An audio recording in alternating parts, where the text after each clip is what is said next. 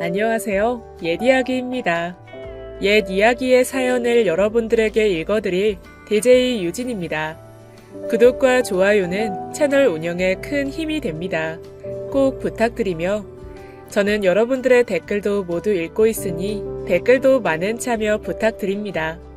그럼 오늘의 사연 바로 시작할게요. 미신이나 오늘의 운세, 사주팔자 같은 것들 믿으시나요? 저는 그런 것들은 그저 통계에 의해 때려 맞추는 것뿐이라고 생각하고 살아왔던 사람입니다. 저희 시아버님을 뵙기 전까지는 말이죠. 안녕하세요. 대전에 살고 있는 35세 주부입니다.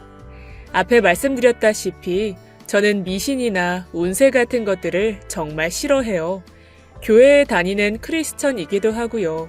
워낙 어릴 적부터 그런 것들을 신경 쓰는 어른들에게 줄곧 들어온 호랑이에 따라서 기가 세다, 팔자가 셀 거다 라는 말들을 들어와서 그런 것들이 너무 싫었거든요. 말도 안 되는 말들이죠. 그런데 적극 부인하고 싶어도 그런 것들의 특징이 불길한 것일수록 안 잊혀지고 계속 맴돌잖아요. 호랑이띠 여자라 기가 세다라는 말을 안 들으려고 괜히 무언가를 주장하거나 고집할 때 한풀씩 꺾고는 했습니다. 기가 세다라는 걸 입증하는 것 같아 보일까봐요. 그렇듯 안 믿고 싶어도 신경 쓰이고 거슬리는 것들이에요. 저의 이런 성향을 잘 알아서인지 남편을 만나고 이상하게도 한참이 지나도 시댁 식구들을 소개시켜주지 않았어요. 시댁이래봐야 시어머님은 일찍 돌아가셨고 형제도 없이 시아버님 한 분뿐이신데 말이에요. 집 근처까지 가도 시아버님을 소개시켜주지 않았죠. 아무래도 내가 결혼까지 갈 인연은 아니었던 건가 하고 실망스러웠는데 상견례까지 잡고 나서야 겨우 시아버님을 뵙게 되었습니다. 남편 말로는 시아버님이 워낙 성격이 특이하셔서 미리 만나게 되면 무슨 초를 칠지 몰라 계속 미뤄왔다고 했어요. 그때는 그게 무슨 핑계인가 했는데 만나 뵙고 나서야 비로소 알게 되었죠. 처음 만난 시아버님의 질문들이 꼭 점집에 온 느낌이었어요. 제가 자리에 앉자마자 며느리가 고집이 꽤 셌나 보군요. 제 아들이 늦게나 데려온 걸 보니 말이에요. 사돈분들은 향취가 많은 사람을 살리셨겠어요. 뜬금없는 말씀을 계속하셨어요. 친정 부모님 두 분 다 의사셔서 당연히 사람을 많이 살렸겠죠. 남편이 이야기했겠지 하고는 그냥 넘겼어요. 별것 아닌 거를 꼭 맞춘 것처럼 말씀을 하셔서 좀 당황스럽긴 했지만 말이에요. 나중에 들은 말로는 막 도착한 친정 부모님 두 분께 알코올 냄새가 났다고 해요. 그리고는 상견례를 마치고는 식당에서 나오는데 시아버님께서 엘리베이터 앞에 서 있는 제 발을 보시더니 왼쪽 다리가 많이 힘들었겠구나. 앞으로도 그 발목 때문에 발목 잡힐 일이 많이 생기겠다. 라고 하시는 거예요. 그때 조금 소름이 돋았습니다. 제가 어릴 적에 교통사고가 나서 왼쪽 다리를 인대수술하고도 크게 고생을 했어요. 그래서 발목 안쪽에 큰 수술 자국이 있습니다. 그런데 상견례 자리에는 롱부츠를 신어서 그 수술 자국이 보이진 않았어요. 남편이 이야기한 건가? 별 이야기를 다 하네 하고는 그냥 네네 하고 넘겼죠. 하지만 어른들을 보내드리고 남편이랑 이야기를 하는데 그런 말 한 적이 없다고 하는 겁니다. 심지어 남편도 제가 다리를 다쳤었는지도 모르고 있고 말이에요. 그것도 나중에 말씀하시길 제 걸음걸이가 유독 왼쪽 발이 부자연스러웠고 한 번씩 발목을 두드리는 걸 보셨다고 하셨습니다. 그때부터 조금씩 시아버님이 신기하면서도 신경 쓰였어요. 결혼을 하고 신혼집을 짓는 게 일정보다 오래 걸려서 당분간 머물 곳이 필요했어요. 시아버님께서는 흔쾌히 집을 다 지을 때까지 시댁에 머물라고 하셨어요. 시어머님께서 남편이 아주 어릴 때 돌아가셔서 아버님이 20대 때부터 남편과 단둘이 살았거든요. 그래서 적적하시기도 하실 것 같아 겸사겸사 지내게 되었죠. 그런데 집 안을 본 순간 입이 떡 벌어졌습니다. 무슨 신당도 아니고 현관 입구에는 부적이 여러 장 붙어 있고 말린 생선이 문 앞에 떡하니 매달려 있질 않나 명주실이 방마다 있고 달마대사가 바로 눈앞에 보여서 깜짝 놀라기도 했습니다. 문지방마다 밟지 말라고 크게 주의 표시도 붙여져 있었어요. 기분이 너무 심란했습니다. 그 집에서 당장 나가고 싶었어요. 너무 묘했거든요. 그래서 남편에게 저런 것들 다 치우면 안 되겠냐고 했더니 시아버님께서 그러면 난리가 나신다고 불안해 하신다고 했어요. 아무리 그래도 신혼생활을 그런 미신과 맹신이 가득한 집에서 지내고 싶지 않았죠. 그래도 남편보다는 새로운 며느리 말이면 들어주시지 않을까 싶어서 살살 말씀을 드렸어요. 저는 크리스천이니까요. 종교를 앞세우면서 말이죠. 그랬더니 시아버님께서 안 된다 된다 말도 없이 그저 고개만 절레절레 흔드셨습니다. 그냥 빨리 집을 지어서 나가는 수밖에 없겠더라고요. 기분이 너무 안 좋지만 그래도 시댁이니 좋은 마음으로 시작하자 하는 생각에 상을 한 상 차려서 다 같이 식사를 하게 되었습니다. 뭘 좋아하실지 몰라서 친정 부모님께서 좋아하시던 것들로 준비를 해드렸어요. 생선구이랑 두부, 묵무침, 계란찜 같은 것들이요. 친정에 있을 때 자주 상에 올라왔던 것들이죠. 그런데 제 상차림을 보시더니 시아버님께서는 아가, 이가 안 좋은가 보구나. 치과에 가야겠네. 위도 안 좋은 것 같으니 꼭 검진도 받고. 라며 꼭 제 입속 안이라도 꿰뚫어 보신 것처럼 말씀을 하셨습니다. 왜 그런 말씀을 하시지 하고는 의아했는데 며칠이 지나지 않아 제 속이 탈이 났습니다. 근무하던 중에 위 경련이 너무 심하게 나서 급하게 병원을 찾게 되었어요. 심한 의궤양에다가 치아 신경치료까지 필요했죠. 시아버님이 염려하신 말씀처럼 말이에요. 그래서 너무 신기해서 병가를 내고 집으로 들어와서는 냉큼 시아버님께 여쭈었어요. 어떻게 아셨는지 말이에요. 그랬더니 시아버님께서 하시는 말씀이 상차림이 죄다 이 없는 사람이 먹어도 될 것들이었고 식사 내내 제가 손을 배 위에 두었다고 하셨습니다.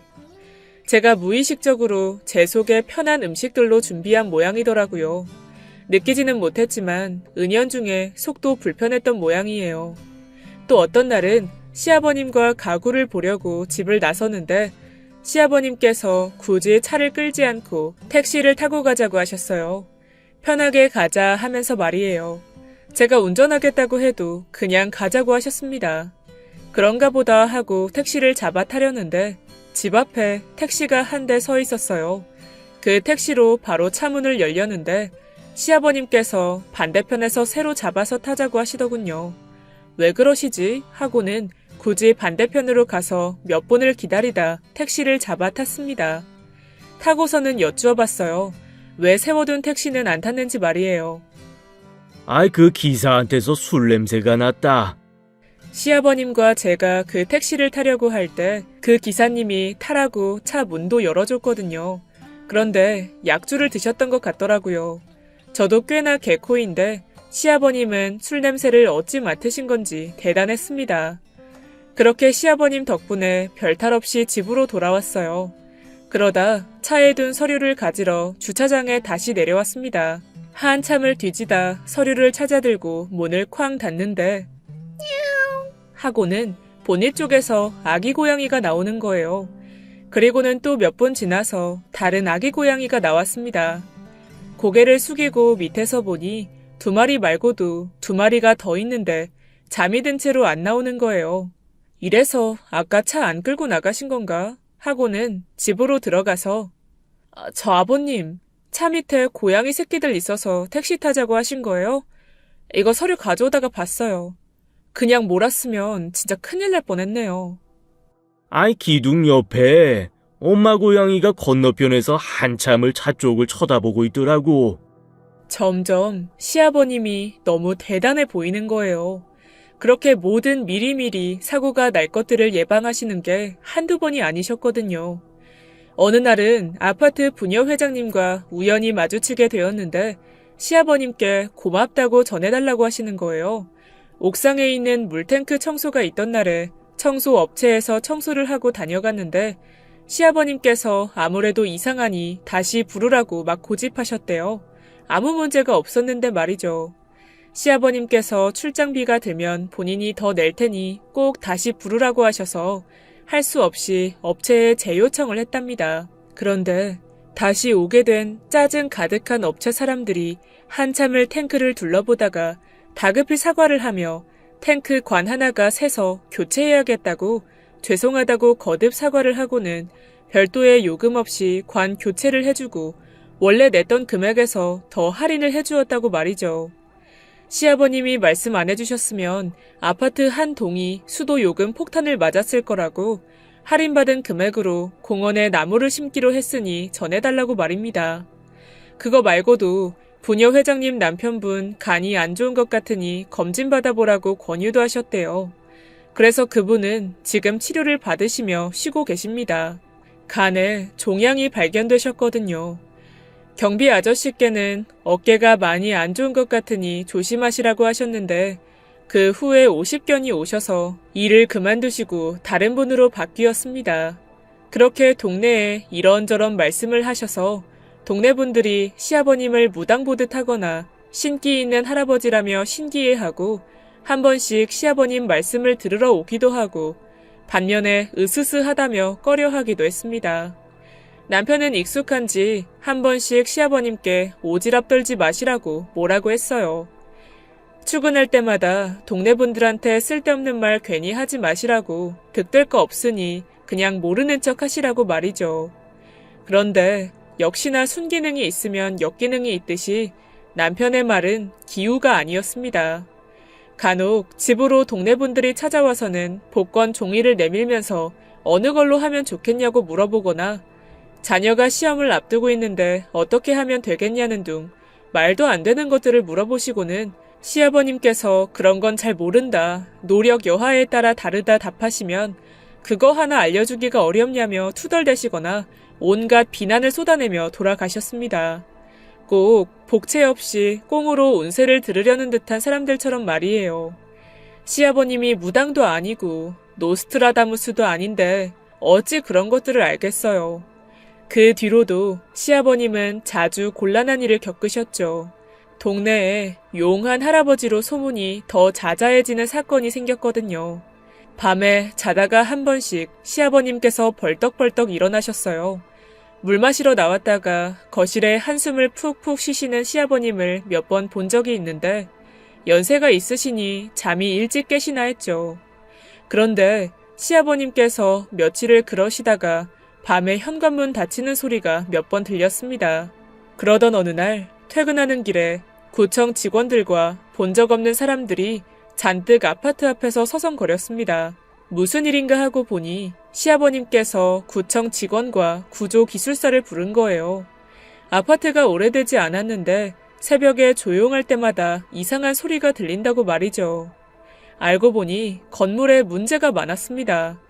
기둥도 제대로 세우지 않아서 빈약하고 불법적인 요소가 많다고 말이에요. 매달 내는 관리비도 문제가 있었고요.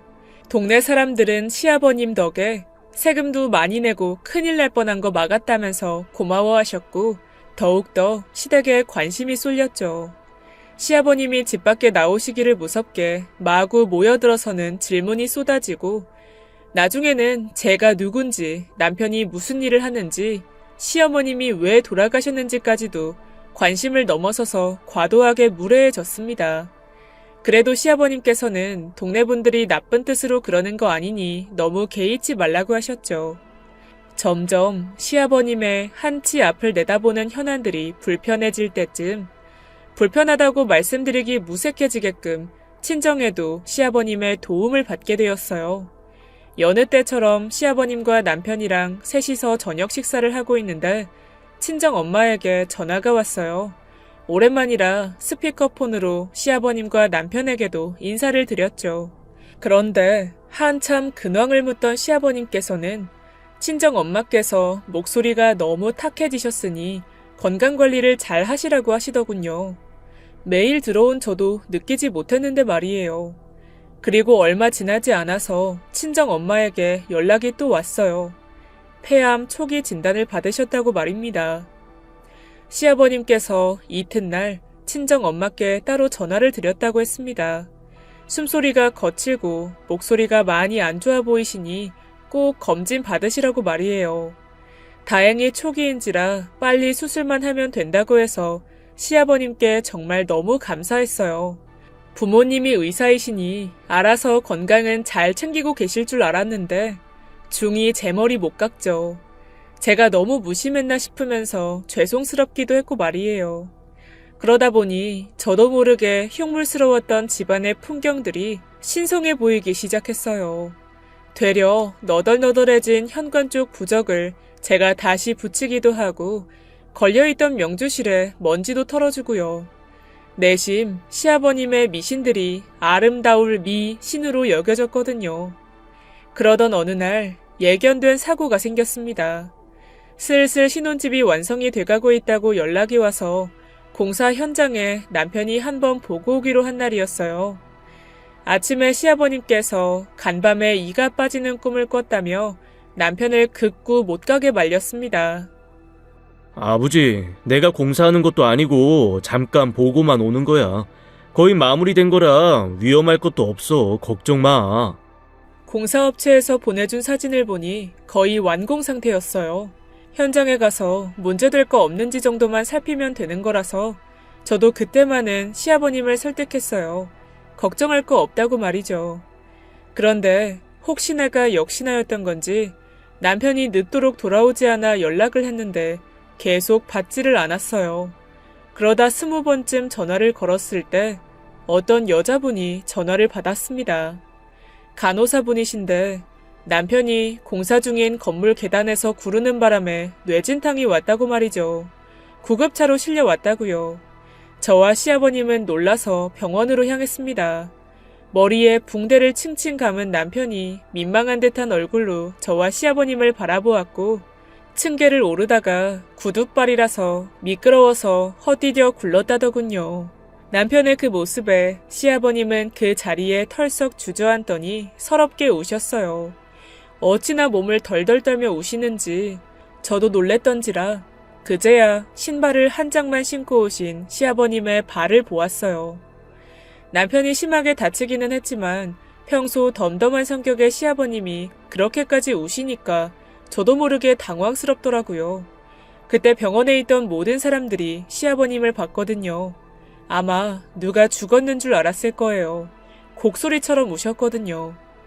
남편은 시아버님이 많이 놀라셔서 그런 거라고 설명했지만 시아버님께서 놀라시거나 크게 반응하시는 걸 제가 한 번도 본 적이 없어서 그런 건지 그 모습이 놀랍고 좀 이해가 안 됐어요. 어리둥절해야 하는 저에게 남편이 되짚어 말하길 원래는 돌아가신 시어머님께서 지금의 시아버님과 똑같은 모습이셨다고 해요. 오히려 시아버님은 그런 시어머님의 뜻을 미신이라며 거스르셨고요. 늘 조심성이 많고 사람들을 애정있게 잘 살피셨던 시어머님께서는 걱정도 많으셔서 별것 아닌 거에도 연연하시고 신경을 많이 쓰셨대요. 돌아가신 그날도 말이죠. 그날은 시어머님께서 이상하게 꿈자리도 뒤숭숭하고 예감이 좋지 않으니 시아버님께 일찍 들어오라고 하셨었는데 직장 동료가 한 잔만 하자고 하는 바람에 별일 없겠거니 평소처럼 시어머님 말씀을 개의치 않아 하시고는 거하게 취한 상태로 늦게 집에 들어가셨대요. 시어머님께서는 늦도록 안 오시는 시아버님을 마중 나갔다가 골목에서 교통사고가 나셨습니다. 그리고 사고 후 못 버티시고 그날 돌아가셨대요. 시아버님은 그날에서 멈춰 계셨습니다. 큰일이 아니고서야 꿈쩍도 하지 않는 지금의 남편처럼 시아버님께서도 무던하고 털털하신 분이셨는데 말이에요. 그래서 나가지 말라고 했던 그날 남편의 사고에 그리도 크게 놀라셨던 거예요. 그 사정을 알고 나서 보니 시아버님의 이제까지의 모든 것들이 이해가 되었습니다. 왜 그리도 미리 더 살피고 신경 쓰시고 유난히 예민하신지 말이죠. 시어머님이 돌아가시고 한참을 방황하시다가 어린 남편과 정신 차리고 살아야 하니 조금씩 시어머님의 행동 그대로 따라가셨다고 해요. 평소에 돌아가신 시어머님이 잔소리처럼 하시던 말씀 그대로 미신이 되었든 뭐가 되었든 그대로 말이죠. 시험날에는 무조건 미역국은 먹지 않고 늘 엿을 챙겨주셨고 빨간 펜으로는 절대 이름도 적지 않고 안 좋은 꿈이라도 꾸면 남편을 학교도 안 보내셨다고 해요. 게다가 결정적으로 남편이 저와 막 연애를 시작할 때쯤 눈치채신 시아버님께서는 무조건 호랑이띠 여자를 만나야 한다고 하셨대요. 남편의 사주팔자가 호랑이띠 여자를 만나야 기가 세고 고집이 세서 명줄도 세지니 오래 살 거라고 말이에요. 남편이 의도한 건 아니지만 자기도 모르게 제 띠를 물어봤던 게 생각이 났어요. 아닌 척 하면서도 남편도 시아버님 말씀을 은근히 신경 쓰고 있었던 거예요. 그땐 제가 남편보다 나이가 1살 많아서 그런가 보다 했었는데 말이죠. 그래서 상견례 때 고집이 세다라는 그런 말을 꺼내신 거였구나 했습니다. 그 사건 이후에 남편이 다쳤던 게 아무래도 건물에 문제가 있긴 했던 건지 완공이 되고서 바로 입주하지는 못했어요. 공사 마무리까지 지어줘야 했던 인테리어 업체가 비용만 받고 잠적해 버렸거든요. 시공 사기를 당한 거죠. 그래서 입주가 무기한 미뤄졌어요. 인테리어 비용을 지불할 때도 시아버님께서는 반만 먼저 보내주고 나머지 반은 다 지어주고 주라고 말씀하셨었는데 남편이 아는 업자라며 회사와도 연이 있으니 그럴 리 없다고 모두 입금했었거든요. 역시 세상에 믿을 사람이 없긴 한가 봅니다. 남편 회사에서 의뢰했던 일들까지도 다 먹튀했더라고요. 결국 공사대금이 부족해서 시아버님과 친정에서 더 도와주셔서 겨우 대금을 다른 업체에 내고 진행해야만 했어요. 공사 스케줄을 잡기도 어려운 한겨울이라 일정은 더 미뤄지고 말이에요. 역시 어른들 말씀대로 세상에 믿을 놈 없고 어른 말 들어 나쁠 거 없습니다. 그때 한 번 더 뼈저리게 느꼈어요. 이래저래 액땜을 하고는 계속 울라는 법은 없는지 기쁨이 찾아왔어요. 워낙 경황이 없어서 저는 제 몸이 어떻게 되고 있는지도 몰랐습니다. 그런데 시아버님께서 자꾸만 저에게 질문을 하기 시작하셨어요. 복숭아가 좋은지 용이 좋은지 말이에요. 시아버님께서 요새 자꾸 꿈을 꾸는데 제가 꿈속에 나온다고 하셨어요. 꿈속에서 제가 용이랑 복숭아 앞에서 망설이는데 뭘 잡을지 몰라 고민한다고요. 그래서 그때쯤 복숭아가 너무 당기기도 해서 복숭아라고 말씀을 드렸어요. 시아버님께서는 제 말을 들으시고는 꿈에 또 나오면 복숭아를 잡으라고 해주시겠다며 웃으셨어요. 그때는 그 말이 대체 무슨 말인지 모르고 장난치시는 줄 알았죠. 그런데 며칠이 지나서 시아버님께서는 저에게 아가, 이 복숭아 끝이 좀 물러있어서 이 용을 잡으라 했다. 라며 뜬금없이 말씀을 하셨어요. 제가 용을 잡았더니 용이 황금불을 막 뱉었다면서요. 그런데 친정 엄마께도 연락이 왔어요. 꿈에서 제가 황금 잉어를 낚았다고 말이죠. 두 분이 왜 이러실까 했는데 그 말들과 함께 시아버님께서 복숭아는 그냥 먹는 걸로 하자 하시면서 저에게 내미시는 순간 신물이 확 올라오는 겁니다. 저에게 아이가 찾아온 거예요.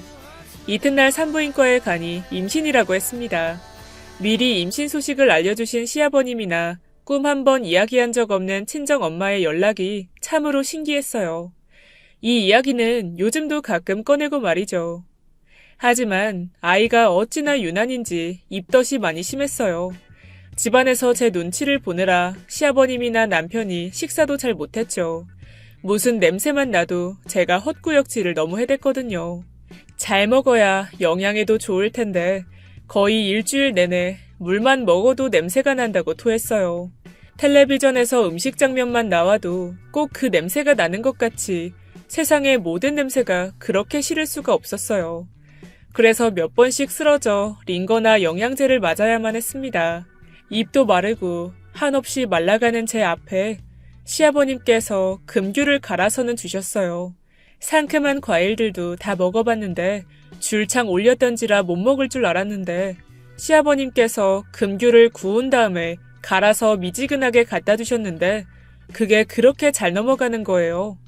남편도 옆에서 신기하게 쳐다봤고요. 시아버님께서 말씀하시기를 시어머님께서 남편을 가졌을 때 그렇게 금귤을 구워 드셨대요. 몸에 좋은 거 아무것도 못 먹고 딱 이것만 드셨다고요.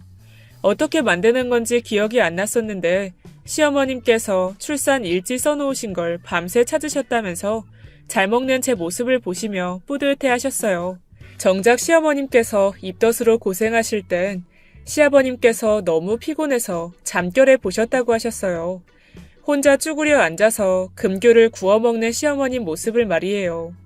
어쩌면 시어머님께 못하셨던 걸 저에게 온 마음으로 해주시는 듯 했어요. 너무 감사하게도 말이죠. 그렇게 한번 속이 풀리니 입이 터져서는 엄청나게 먹어댔어요.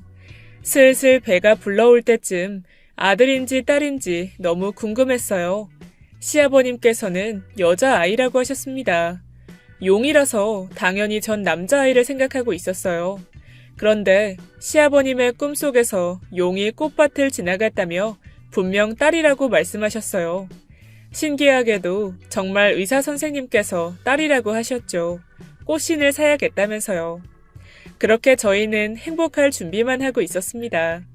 출산만을 앞두고 아기 방을 꾸미고 시아버님과 아기 옷도 사오고 유모차도 사고 너무 행복하고 기대가 가득했어요. 그러다 시아버님께서 갑자기 제 손을 꼭 잡으시더니 어떤 아이든지 다 축복이라며 계속 마음의 준비를 하라는 듯이 말씀하시는 거예요. 갑자기 왜 그러시는 건지 걱정이 되었죠. 간밤에 또 꿈을 꾸셨는데 제가 그 용을 놓쳤다는 겁니다. 그래서 할 수 없이 남아있던 복숭아를 집었는데 그때 복숭아가 좀 물러있어서 시아버님께서 용으로 잡으라고 하셨었거든요. 그게 좀 내내 걸린다고 하시는 거예요. 초음파 할 때 별 문제가 없었어서 걱정하지 마시라고 안심시켜 드렸습니다. 걱정과는 달리 아이는 예정일대로 잘 순산하였어요. 하지만 구순구개열을 보인 채 나왔어요. 일명 언청이라고 하죠. 심하지는 않았지만 태어난 지 얼마 안 돼서 구순구개열 수술을 해야만 했습니다. 그때 얼마나 울었는지 몰라요. 제가 임신했을 때 입덧도 심하고 잘 챙기지 못해서 그런 것만 같아서 말이에요. 그 어린 것이 수술을 하고 몇 개월 뒤에 또 수술을 하고 아직도 자국이 남아있거든요.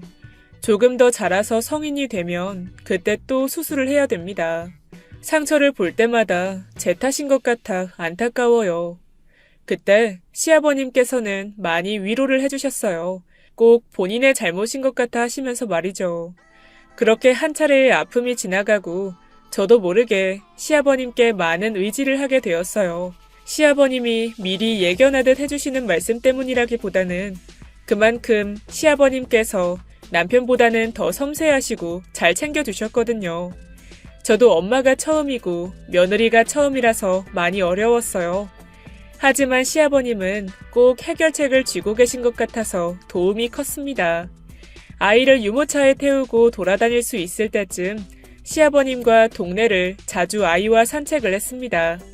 그날도 여느 때처럼 조심조심하며 산책을 했고 유모차를 끄는 제 뒤로 시아버님이 걸어오셨죠.